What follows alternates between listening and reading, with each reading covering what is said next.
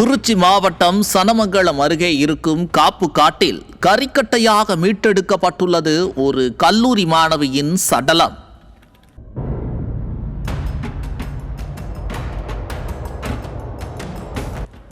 பெரம்பலூர் மாவட்டத்தைச் சேர்ந்த 21 வயதான இளம்பெண் தனது குடும்பத்துடன் திருச்சி மாநகரில் வசித்து வந்துள்ளார். கடந்த ஏப்ரல் மாதம் திருச்சியில் உள்ள தனியார் கல்லூரியில் பட்டப்படிப்பை முடித்த அந்த 21 வயது இளம்பெண் வேலை தேடி வந்ததாக சொல்லப்படுகிறது.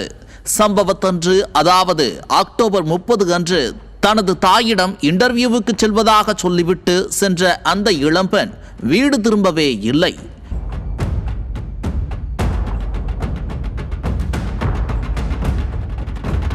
இரவு நீண்ட நேரம் ஆகியும் மகள் வீடு திரும்பாததால் அச்சமடைந்த அந்த தாய் காவல் நிலையத்தில் புகார் அளித்துள்ளார்.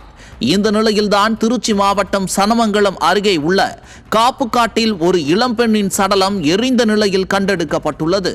அது வேறு யாரும் இல்லை, இன்டர்வியூவிற்கு சென்று வருகிறேன் என வேலை தேடி சிறகடித்த சென்ற அந்த இளம்பெண் தான் கரிக்கட்டையாக மீட்கப்பட்டிருக்கிறார்.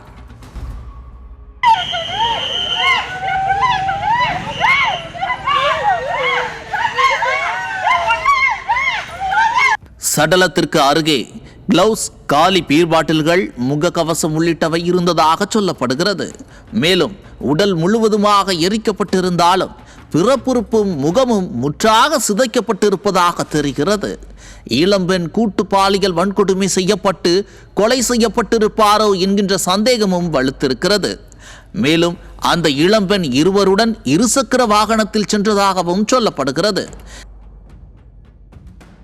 இன்டர்வியூ சென்று வருகிறேன் என சொல்லிவிட்டு சென்ற அந்த 21 வயது இளம்பெண் காப்பு காட்டுக்கு வந்தது எப்படி? அவரை கொன்று எரித்தது யார்? பட்டம் படித்த மகள் தன் குடும்பத்தை காப்பாற்றுவாள் என காத்திருந்த தாய்க்கு யார் பதில் சொல்வது?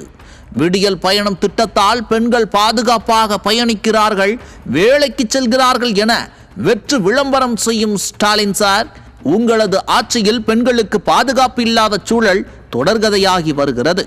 கொலை, பாலியல் வன்கொடுமை என்பதை தாண்டி முகமே தெரியாதபடி எரித்து கொலை செய்யும் துணிச்சலுடன் குற்றவாளிகள் நடமாடி வருகிறார்கள். என்ன பதில் சொல்லப் போகிறீர்கள்?